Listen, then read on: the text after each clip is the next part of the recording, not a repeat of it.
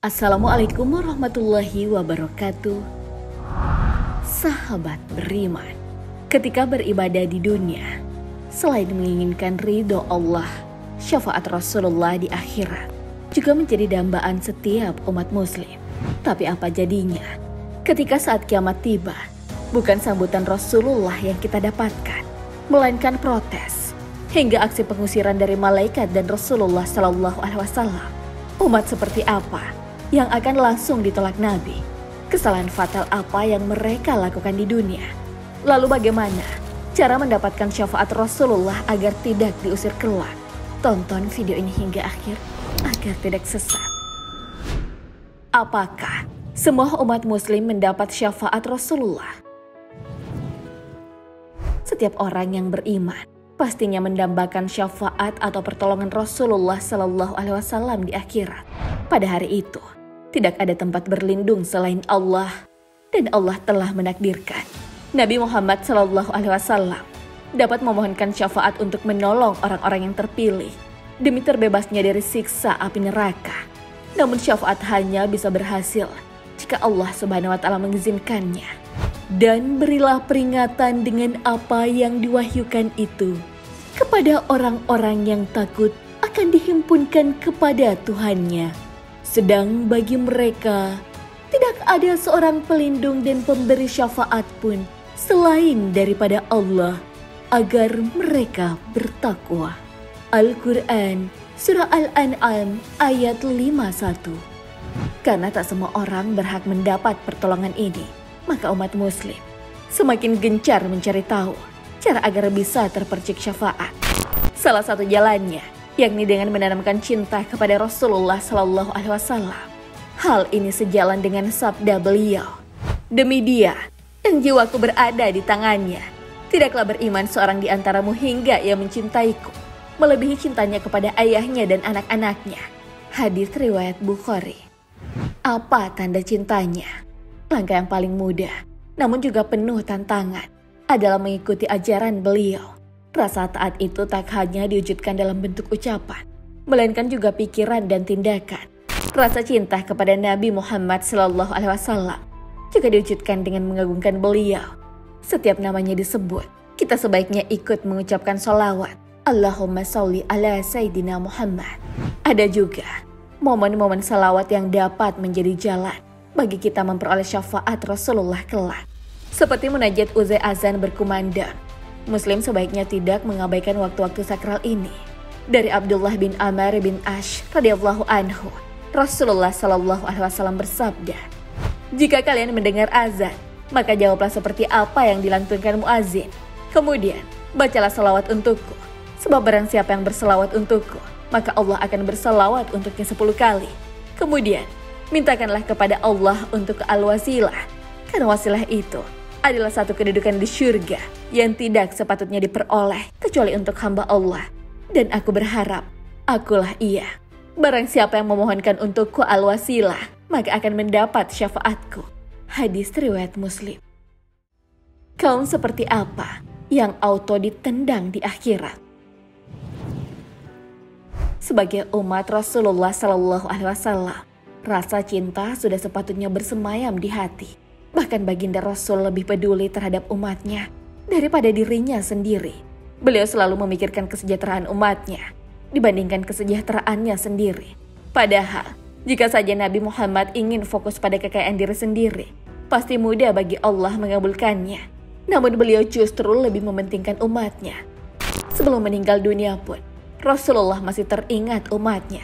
Masya Allah, sungguh kecintaan ini menjadi cambuk bagi umat Islam untuk senantiasa berselawat, meneguhkan hati pada ajaran Allah dan Rasul-Nya. Namun meski Rasulullah mencintai umatnya, tapi tak semua umat muslim layak mendapatkan keselamatan di akhirat kelak. Beberapa bahkan diusir oleh Rasul. Sahabat Nabi Muhammad Sallallahu Alaihi Wasallam, Abu Hurairah, pernah mengisahkan bahwa suatu hari Rasulullah mendatangi sebuah kuburan. Lalu beliau mengucapkan salam, "Semoga keselamatan senantiasa menyertai kalian, wahai penghuni kuburan dari kaum mukminin, dan kami insya Allah pasti akan menyusul kalian." Kemudian beliau bersabda lagi, "Aku sangat berharap untuk mendapat melihat saudara-saudaraku." Pertanyaan Rasulullah tentang penghuni kuburan ternyata membuat para sahabat keheranan. Mereka lalu bertanya, "Bukankah kami adalah saudara-saudaramu wahai Rasulullah?" Rasulullah menjawab, "Kalian adalah sahabat-sahabatku, sedangkan saudara-saudaraku adalah umatku yang akan datang kelak." Para sahabat yang masih bingung bertanya lagi, "Wahai Rasulullah, bagaimana engkau dapat mengenali umatmu yang sampai saat ini belum terlahir?" Beliau menjawab, "Menurut pendapat kalian, ada orang yang memiliki kuda yang di dahi dan ujung-ujung kakinya berwarna putih. Dan kuda itu berada di tengah-tengah kuda-kuda lain yang berwarna hitam legam. Tidakkah orang itu dapat mengenali kudanya?" Para sahabat menjawab, "Tentu saja, orang itu dengan mudah mengenali kudanya." Maka Rasulullah menimpali jawaban mereka dengan bersabda, "Sejatinya umatku pada hari kiamat akan datang dalam kondisi wajah dan ujung-ujung tangan dan kakinya bersinar pertanda mereka berudu semasa hidupnya di dunia. Aku akan menanti umatku di pinggir telagaku di alam mahsyar.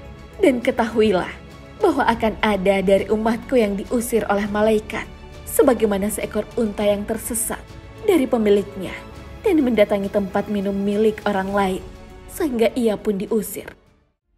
Kenapa Rasulullah mengusir mereka?